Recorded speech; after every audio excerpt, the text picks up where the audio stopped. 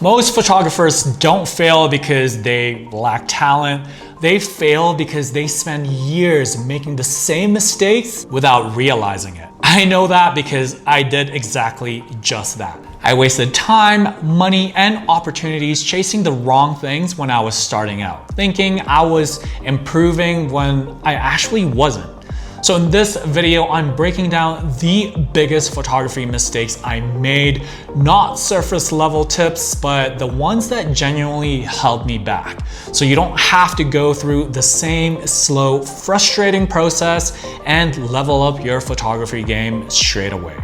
If you're new here, my name is RJ, and on this channel, I share anything and everything about photography, filmmaking, and gear reviews to help you make smarter decisions to improve your creative game. Consider subscribing and liking this video for more content like these. And without further ado, let's get right into it. Now, one of my biggest mistakes is negative space. I used to either completely ignore negative space or use it with intention.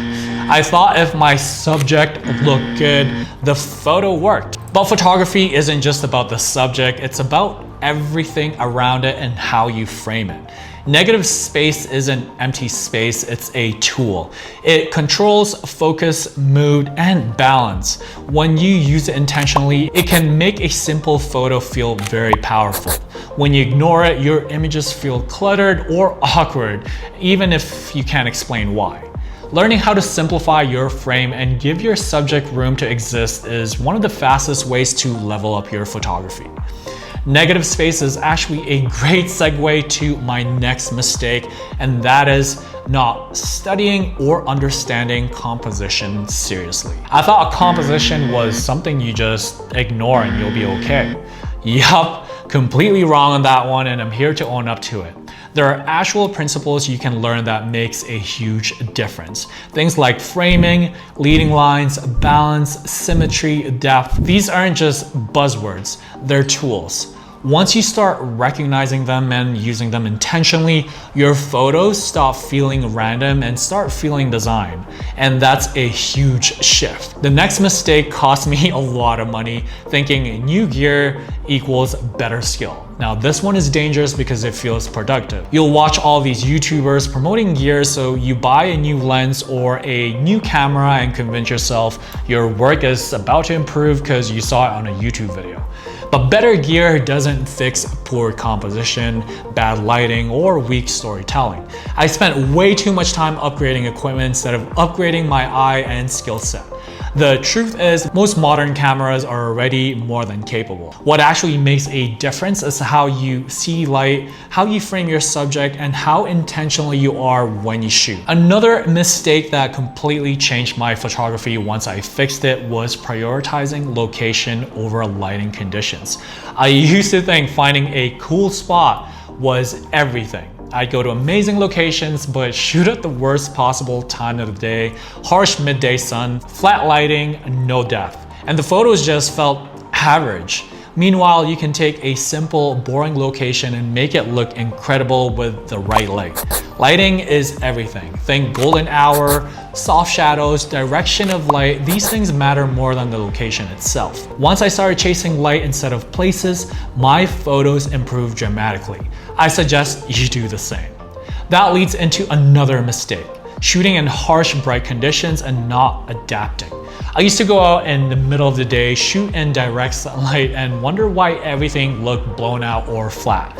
I wasn't adjusting my settings properly, and I wasn't thinking about how light interacts with my subject. Something as simple as increasing your aperture to control exposure, finding shade, or diffusing harsh light can completely change your image. Even something like using an ND filter or being more intentional with how your camera handles brightness can help you protect your image quality. The key is understanding that you don't just accept lighting conditions, you learn to work with them. Another mistake that slowed down my growth was trying to imitate someone else's color grading. I'd see a photographer with a style I like and try to copy their exact tones, their exact edits, hoping it would make my work look just as good. But it never really worked. It always felt off. That's because Color grading isn't just a preset, it's an extension of how someone sees the world. This is how it should be for you as well. When you copy other creators without understanding it, it doesn't matter your lighting, your composition, or your subject, it also just doesn't feel right. At least for me, it didn't. Once I stopped copying and started to experiment on my own, I began developing a style that actually felt like mine and was more proud of to share with the world. Now this one is underrated, but it's huge. Not asking for feedback or ignoring when I did get feedback. For a long time, I kept everything to myself or only listened to opinions that validated me as a creative, but growth comes from hearing what you don't want to hear. When you ask for real feedback and actually stay open to it, you start seeing your blind spots, things you would have never noticed on your own. I know it's very uncomfortable, but it's necessary if you want to improve faster. And finally, probably the most important mistake I made, and that is doing photography for likes instead of doing it for myself. This one is very subtle, but it changes everything. When you start creating for validation, your decisions change. You tend to play it safe, you copy trends, you stop experimenting, and you stop being your creative self. And over time, your work loses personality.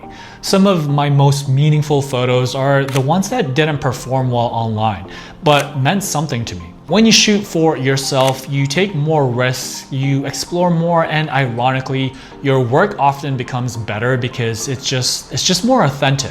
If you take anything from this video, let it be this. Improving your creativity isn't about doing more, it's about doing things more intentionally. Understanding light, composition, and your own perspective will take you further than any piece of gear or trend ever will. And the sooner you correct these mistakes, the faster you'll start seeing real progress in your work. Because the difference between staying average and actually becoming great usually comes down to awareness. And as always, I'd appreciate it if you subscribe to my channel and give this video a like. Thanks for watching, and I'll see you in the next video.